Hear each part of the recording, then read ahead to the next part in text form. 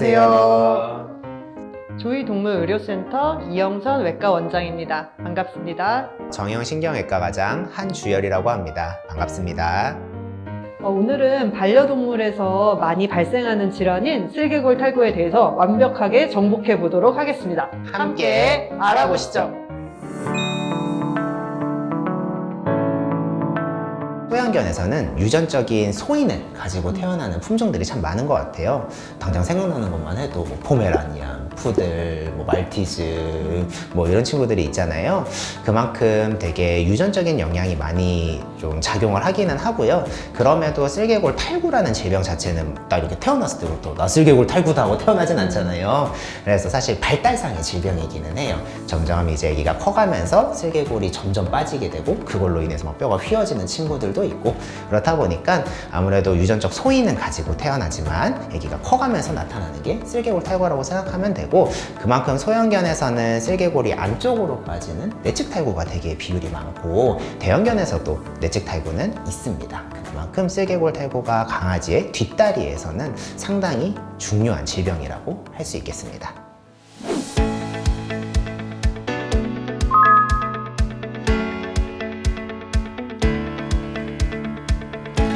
상황에 따라 조금 다를 수 있어가지고 제가 O랑 X 둘 다 들었는데요. 슬개골 탈구는 손으로 하는 정형검사에 따라서 1단계에서 4단계까지 나뉘게 됩니다. 일반적으로는 1단계에서 수술을 권하지는 않고요. 3단계 그리고 4단계에서는 수술을 권하게 됩니다.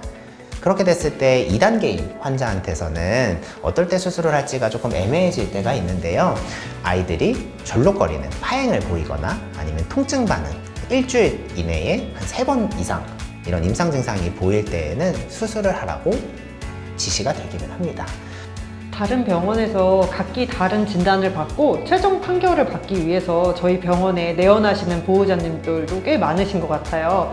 보호자님 입장에서는 수술을 안 해도 된다고 듣고 싶으시겠지만 적절한 시기에 수술을 받지 않으면 자칫 연골이 손상되면서 돌이킬 수 없는 관절염이 진행될 수 있습니다. 따라서 적절한 진단에 기반해서 적절한 시기에 적절한 치료가 들어가는 것이 중요합니다.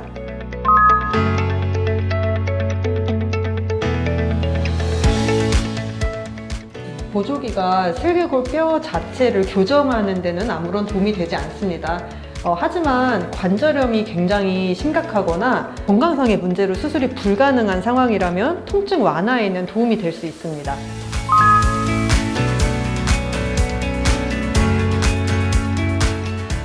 한 8에서 10개월령 이하의 경우에는 1차적으로 뼈를 절골하지 않는 수술로 좀 잡아놔주고 좀 성장이 완료된 시기에서 뼈를 절골하는 2차 수술을 진행하는 경우가 있습니다. 보통 바로 집에 가고 싶으시겠지만 통증 관리를 하는 게 굉장히 중요해요. 그래서 병원에서 진통수액도 맞고 운동 제한도 좀 하고 재활치료도 하면서 한 3일 정도 입원 권장드립니다.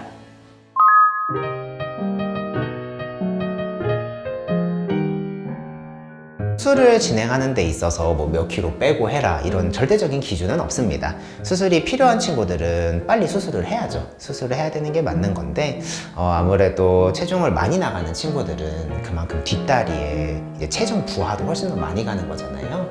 그래서 만약에 수술이 엄청나게 급하지 않고 일주일, 2주일 있다 해야 된다? 그러면은 그 기간 동안에는 살을 조금 빼고 근육량을 늘리고 수술하는 게 이후에 이제 재활이나 아기의 예후에는 조금 더 도움이 많이 되기는 합니다. 수술 후에 장기적인 관점에서 볼 때는 살을 빼주시는 게 당연히 무릎에 가는 부중을 줄여주면서 관절염 예방에 상당히 도움이 되겠습니다.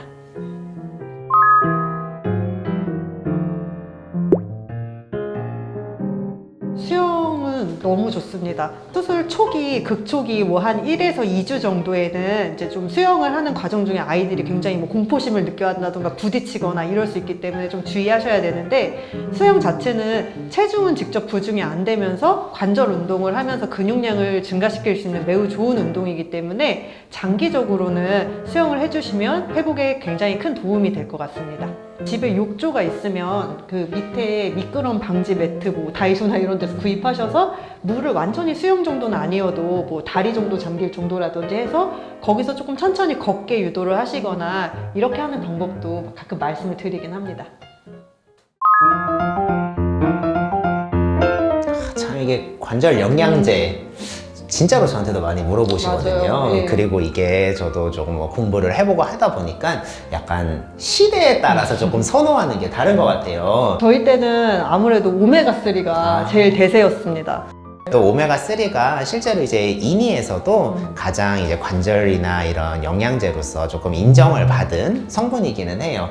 그래도 이제 또 저 때는 제가 한창 조금 공부를 했을 때는 초록잎 홍합을 조금 주성분으로 하고 있는 시중에는 안티놀이라는 제품이 있는데요.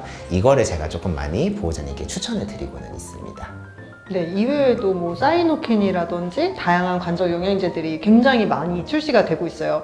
근데 어떤 영양제를 막 다양한 여러 가지를 막 섞어서 먹이는 것보다는 좋은 성분을 가진 영양제를 아이들이 이제 기호성이 좋은 걸로 뭐 가루 타입을 잘 먹으면 가루로, 캡슐을 좋아하면 캡슐로, 아니면 젤 타입이라든지 아이들이 거부감 없이 먹일 수 있는 형태로 그렇게 먹여주시면 좋을 것 같아요.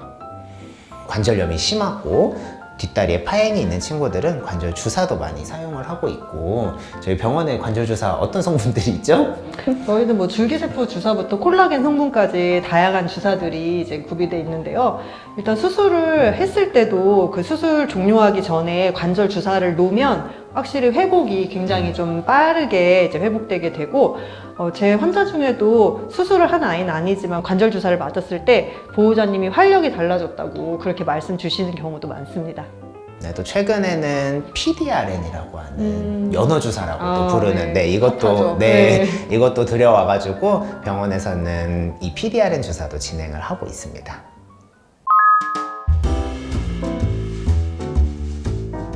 아무래도 이영선 외과 원장님과 제가 있다라는 게 가장 큰 장점 아닐까요? 동의합니다. 네. 네, 이거 말고도 저는 이 조이동물의료센터에 수술을 꼭 해야 되는 장점을 이거는 말씀드릴 수 있을 것 같아요. 첫 번째로는 환자의 보행을 보고 분석을 하는 동물병원이고요. 그리고 두 번째로는 이제 이 보행을 토대로 정확하게 검사를 진행을 하고, 그리고 이 검사를 토대로 저희가 진단을 한다는 게 가장 큰 장점입니다.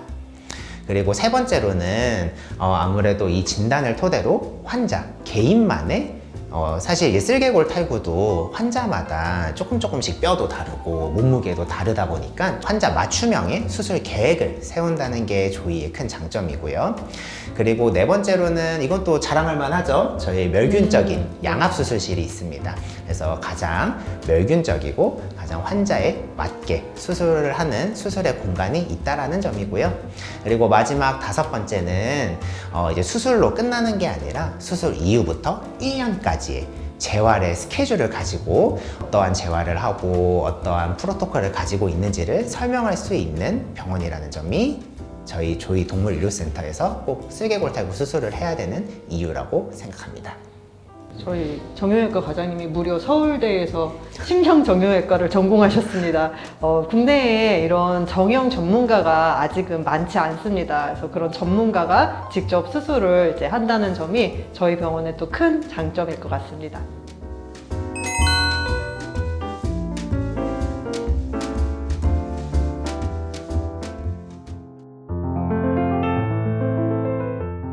쓸개골 탈구는 극복할 수 있는 질환입니다. 사람도 이제 100세 시대인데 우리 강아지들도 20세 시대가 왔습니다. 그래서 하루를 더 지내더라도 더 건강하고 행복하게 지낼 수 있었으면 좋겠어요.